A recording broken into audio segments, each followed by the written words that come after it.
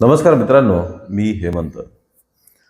सध्या महाराष्ट्रात एका मोठ्या राजकीय वादाने मोठं घनघोर युद्ध पेटवलेलं आहे आपल्याला दिसून येते.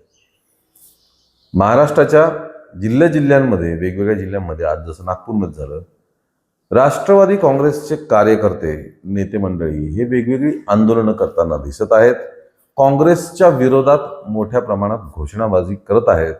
काँग्रेसचे महाराष्ट्र प्रदेश अध्यक्ष हर्षवर्धन सपकाळ यांचे पोस्टर्स जाळत आहेत, त्यांच्या पोस्टर्सला जोडे मारत आहेत आणि हे सगळं प्रकार चालू आहे.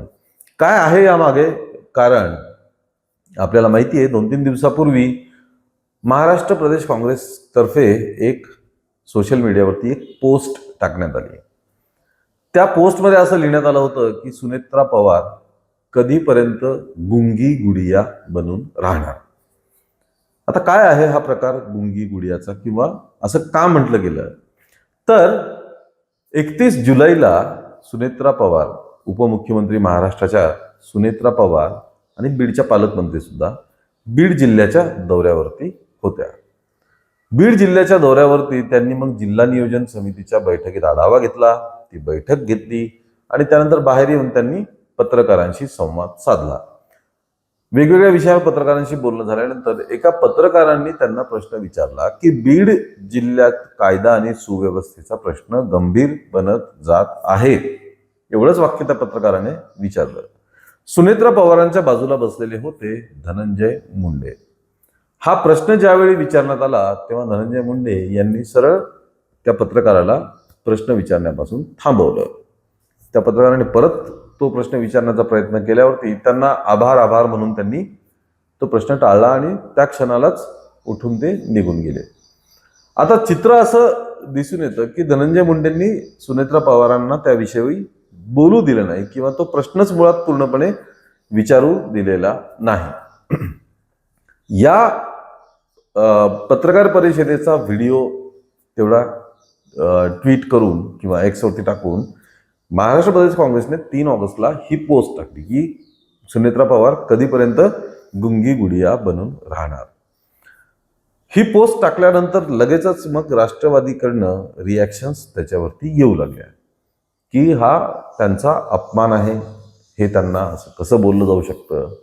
तर याला एक संदर्भ आहे, तो म्हणजे इंदिरा गांधींना एकदा राम मनोहर लोहिया यांनी सुद्धा गुंगी गुडिया अशी टीका इंदिरा गांधींवरती केली होती. मग त्याचा दाखला सुद्धा बऱ्याच ठिकाणी येऊ लागला की इंदिरा गांधींना सुद्धा अशा प्रकारे बोललं गेलं होतं. पण तेव्हा इंदिरा गांधींनी या टीकेला उत्तर त्यांच्या कर्तृत्वाने दिलं. देशाच्या पंतप्रधान झाल्या, त्यांनी बांगलादेश स्वतंत्र करणं वगैरे अशी मोठी कामं केली आणि आपण गुंगी गुडिया नसून आपण एक कणखर महिला आहोत हे इंदिरा गांधींनी सिद्ध केलं. महाराष्ट्राचे काँग्रेस प्रदेशाध्यक्ष हर्षवर्धन सपकाळ यांनी या वादानंतर पत्रकार परिषद घेतली आणि त्यांनी साफ सांगितलं की गुंगी गुडिया ही काही शिवीगाळ नाहीये, तो काही अतिशय वाईट खालच्या दर्जाचा शब्द नाहीये. जे सुनेत्रा पवारांचं वर्तन आहे त्यावरूनच ते म्हणण्यात आलेलं आहे. अर्थात विरोधी पक्षातल्या सर्वांनीच, रोहित पवारांनी सुद्धा त्यांना गुंगी गुडिया म्हणणं म्हणजे काही चूक नाही त्याच्यामध्ये काही, असं म्हटलंय. संजय राऊतांनी सुद्धा टीका केलेली आहे आणि त्यांनी म्हटलं की ते काही शिवी वगैरे नाहीये गुंगी गुडिया म्हणजे. आणि देवेंद्र फडणवीस किंवा एकनाथ शिंदे त्या जागी जर असे चूप बसले असते तर त्यांना आम्ही, एकनाथ शिंदे आणि देवेंद्र फडणवीस जर अशा पद्धतीने शांत असते आणि असं वर्तन असतं तर त्यांना गुंगा गुड्डा असं म्हटलं असतं, असं संजय राऊतांनी त्यावरती टीका केलेली आहे. आता हे सगळं धनंजय मुंडेंनी त्यावर प्रतिक्रिया दिली की हा महिलांचा अपमान आहे. अर्थात सगळ्याच राष्ट्रवादीच्या नेत्यांनी यावरती, अमोल मिटकरींनी सुद्धा तिखट प्रतिक्रिया दिलेली आहे. सर्व ठिकाणावरनं काँग्रेसवरती टीकेची झोड उठली. त्यानंतर काल सुनील तटकरे माध्यमांसमोर आले आणि या सगळ्या बाबतीत अर्थात त्यांनी पहिले काँग्रेसवरच टीका केली की असं एक पहिली महिला उपमुख्यमंत्री आहेत त्या, आणि त्याच्यावरती तुम्ही अशी टीका करणं, ह्या थराची टीका करणं वगैरे योग्य नाही वगैरे असं. पण सोबतच सुनील तटकरे यांनी धनंजय मुंडेंना सुद्धा कानपिचक्या दिल्या. तटकरेंचं म्हणणं आहे की सुनेत्रा पवारांची ती पत्रकार परिषद होती, सुनेत्रा पवारांनीच बोलवलेली होती.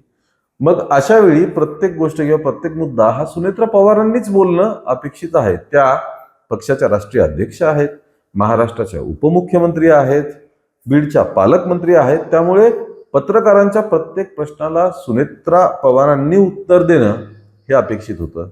मग बाजूला बसलेल्या एखाद्या नेत्याने त्यामध्ये बोलणं योग्य नाही. ज्याने पत्रकार परिषद बोलवली असते त्यानेच किंवा ज्याची पत्रकार परिषद असते त्यानेच सर्व गोष्टी पत्रकार परिषदेत मांडल्या पाहिजेत, असं सुनील तटकरे यांनी माध्यमांमध्ये प्रतिक्रिया दिलेली आहे. एकूण एक शब्द गुंगी गुडिया आणि त्यानंतर राजकीय वाद एवढ्या मोठ्या प्रमाणात पेटला.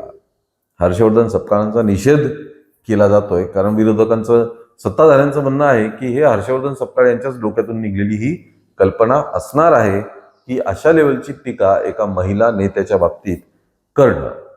त्यामुळे मित्रांनो, आता हा वाद अजून किती मोठा होतो. नागपुरात आज मोठी निदर्शनं झाली, नाशिकमध्ये निदर्शनं झाली आणि महाराष्ट्रातल्या प्रत्येक जिल्ह्यात आता ही निदर्शनं होऊ लागलेली आहेत.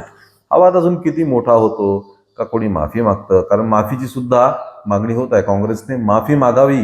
हा काही फक्त सुनेत्रा पवारांचा अपमान नाही तर महाराष्ट्रातल्या सर्व महिलांचा अपमान आहे.